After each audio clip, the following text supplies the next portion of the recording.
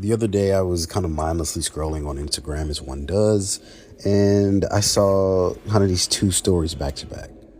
The first one was a friend from high school announcing she's having her second kid, and it's like a whole tiny, adorable human. And then the very next story was another friend at 3 a.m. at a taco truck after a night out, looking just like so happy. And it just kind of hit me that your 20s are literally the weirdest decade of your life.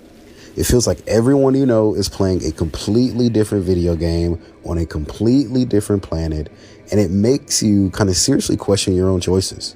One friend is buying a house, and the next is just kind of thankfully happy they made rent this month. And if you've ever kind of felt that whiplash, that vertigo where you look at your life and then at the lives of the people who you grew up with and think, are we even the same age? Then this video is for you. And it's really just kind of about that great unraveling, okay? So why is this one decade such a beautiful, chaotic, and frankly terrifying mess? I think it's because for the first time in our lives, the path just shatters. When you think about it, all throughout childhood and our teens, we were really all kind of on a pretty similar track. We were all on the same little conveyor belt, kind of going to kindergarten, middle school, high school. And even after that, whether you went to college or kind of learned a trade or whatever, there was still kind of a clear next step. And that structure really held us. And then you hit your 20s, you graduate, and it's like we all got kicked out of the nest at the same exact time. But some people are, building a rocket ship to the moon. Some are building a new nest right where they landed. And others are just kind of on the ground looking at their arms like, wait, are these even wings? Like, what am I doing? How do they work? And psychologists actually have a name for this. It's called emerging adulthood, which is basically just a fancy term for that messy, unstable period between 18 to 29 where you're really just figuring things out. But today it's been supercharged, like we have technology, we have AI. We're dealing with something called the paradox of choice, where there are so many options often for careers and cities and lifestyles that we get completely paralyzed, terrified of picking the wrong one. And then, you pour a giant can of gasoline on that fire, which is social media. And it's not just a window into our friends' lives. It's a perfectly curated highlight reel playing on a loop. It's not just FOMO anymore. It's this constant kind of low grade hum of comparison that sometimes makes you feel inadequate. It makes you feel like you're falling behind even when you're exactly where you need to be. And the whole decade can feel as if you've been kind of putting together a flat pack of IKEA furniture with no instructions and like half the screws are missing. Meanwhile, you look over and everyone else seems to not only have the manual to build this, but they've built this perfect bookshelf that is now being featured on some top tier design blog. And I want to be, super real with you because I've lived this. A few years ago, I looked at my life from the outside. If you looked at it, you would have thought, hey, man, this guy is killing it. I was so busy, always working. My social calendar was pretty packed. But on the inside, I felt like I was just kind of dragging myself one day to the next. I really had no purpose. And I felt like I was just kind of letting myself be pulled in a million different directions. Just reaching to everything instead of actually being intentional. And so my calendar was full, but my life was kind of empty a little bit. I felt locked out of the life that I thought I was supposed to want. So I did something that my brain screamed was a massive failure without a doubt. I intentionally did less. I slowed way down. So while I'm scrolling and seeing friends get promotions and work on these insane hours, I'm over here saying no to things and actively clearing my schedule. And that feeling of falling behind was crushing because society tells us that your 20s are for the hustle, that being busy is a badge of honor. And all I could think was, what am I even doing?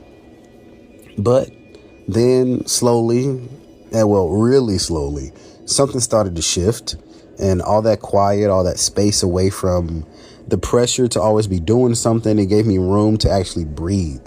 For the first time in years, I wasn't really just reacting to life. I could actually reflect on it. I started asking myself what I really wanted.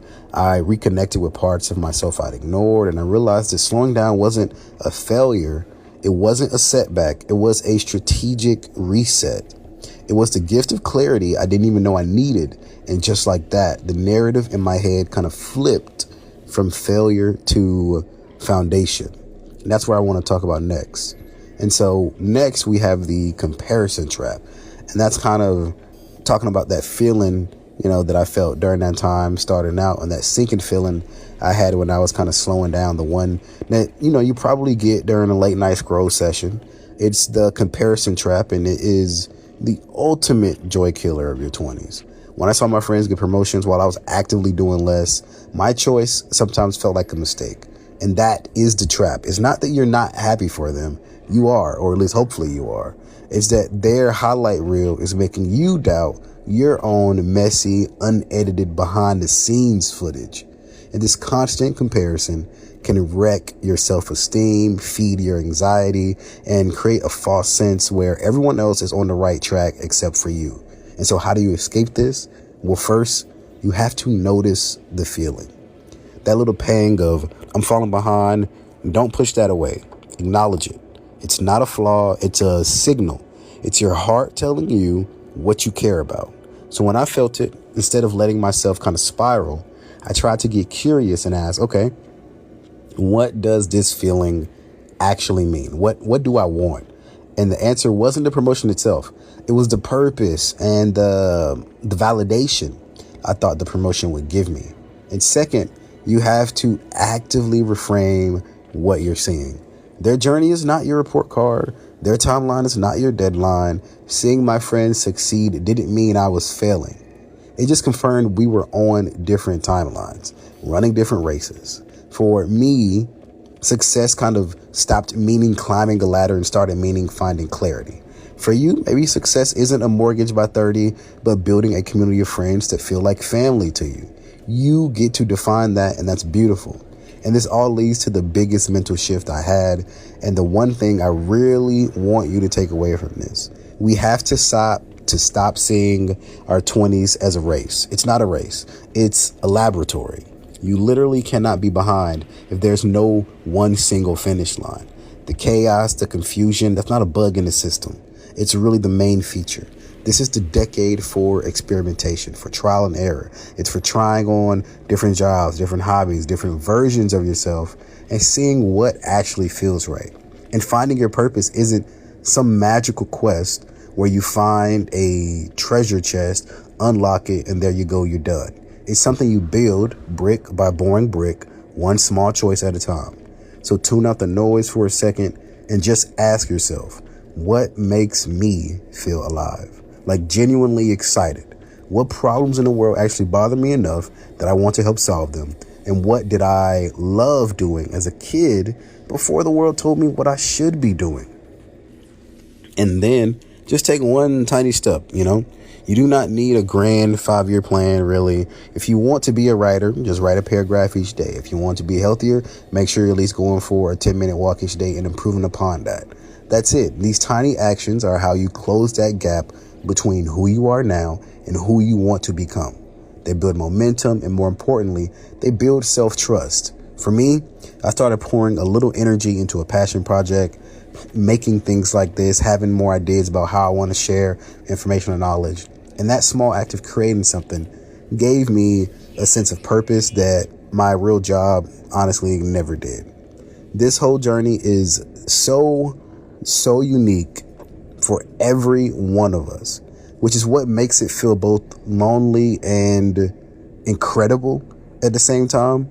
And I genuinely believe that the best way to get through it is to share our stories and realize we're not alone in this weird, wonderful, chaotic mess. So I have to ask you, what is the most contradictory, make it make sense thing you've seen or experienced in your 20s so far? Let me know in the comments. Reading through them is something that I love, and it helps all of us feel a little more normal. So yeah, your friend is having a baby and your other friend is learning how to DJ. One person is really climbing the corporate ladder. Another is backpacking through Asia. All of these paths are valid. All of them are real. And the defining feature of your 20s isn't the confusion itself. It's the divergence. It is the beautiful, messy, and completely normal process of becoming who you are. This isn't a phase to just rush through. It's a critical time of self-discovery to be lived. So trust the process. Trust your own timeline. You are not behind. You are not ahead. You are exactly where you need to be. I'll see you in the next video. Take care.